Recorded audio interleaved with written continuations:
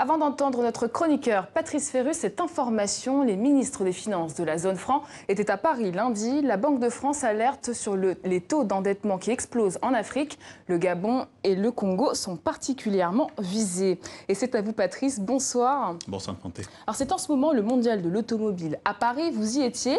Alors l'Afrique est très peu présente, pourtant le secteur existe bel et bien sur le continent. Comment se porte-t-il? Alors c'est un secteur qui existe, vous l'avez dit, mais qui est marginal, seulement 2% du marché mondial. Le marché africain, c'est en fait d'abord un marché de l'automobile d'occasion, mais avec une population d'1 milliard d'habitants et une classe moyenne en pleine croissance, les lignes devraient bouger. D'autant plus qu'il y a de plus en plus de voitures sur le continent, et précisément de plus en plus de voitures neuves en Afrique. Entre 2007 et 2013, il y a eu une augmentation de 26%, et ça les constructeurs l'ont bien compris, et c'est bien parce que c'est mieux que partout ailleurs. Et puis rappelons-le, en Afrique, les coûts de main-d'œuvre sont beaucoup plus réduits et les exigences réglementaires en termes de pollution et en termes de sécurité sont moins strictes. Et quels pays sont les principaux acteurs du marché, Patrice? Alors le Maroc et l'Afrique du Sud. À eux deux, c'est 90% du marché continental. D'abord, le Maroc. Le Wall Street Journal le disait il y a quelques jours. Le Royaume est en train de passer devant l'Afrique du Sud en tant que hub de construction automobile. 335 000 véhicules produits par an. Renault tient 40% du marché. Et à ce rythme, le Maroc devrait dépasser l'Italie en production de voitures annuelles. En plus, le Royaume est un fournisseur majeur d'intérieur cuir et de câblage pour les autres constructeurs. Peugeot essaiera de rentrer dans la danse puisque le groupe français va bientôt inaugurer une usine capable de produire en principe 90 000 véhicules par an.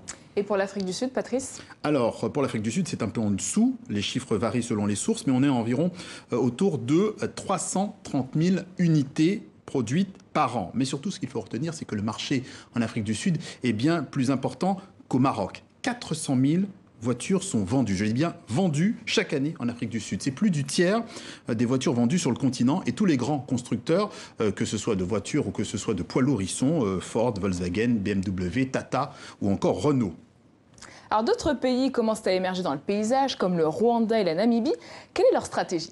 Alors, le partenariat, par exemple, en Namibie, le français Peugeot vient de s'associer avec Namibian Development Corporation pour lancer une usine d'assemblage à Walvis Bay. 5000 véhicules Peugeot et Opel, puisque Opel a intégré le giron Peugeot, pourront y être assemblés d'ici 2020. Implantation plus classique maintenant au Rwanda. Vous voyez, Volkswagen, une usine sortie de terre il y a quelques mois en juin dernier. Elle fabrique des véhicules spécifiques comme le Terramonde, qu'on appelle Atlas en Chine ou aux États-Unis, mais qui n'existent pas en Europe, donc des véhicules très spécifiques.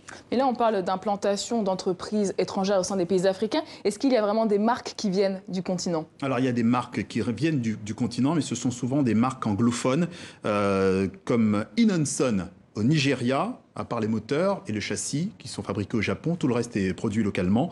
Et c'est 4000 véhicules produits à l'année. C'est quand même important.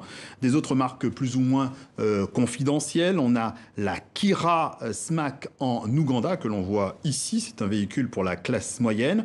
On connaît aussi Walliskar, c'est une marque tunisienne, voilà. C'est une sorte de Jeep qui était vendue il y a quelques années en Tunisie, au Qatar et en Espagne, et qui était il y a 10 ans au mondial de l'automobile. Et puis dans un autre contexte, le contexte sportif, il y a la Laraki Epiton. C'est une sorte de voiture de course venue du Maroc. Musclé en effet. Merci beaucoup Patrice, dans 15 jours. Dans 15 jours.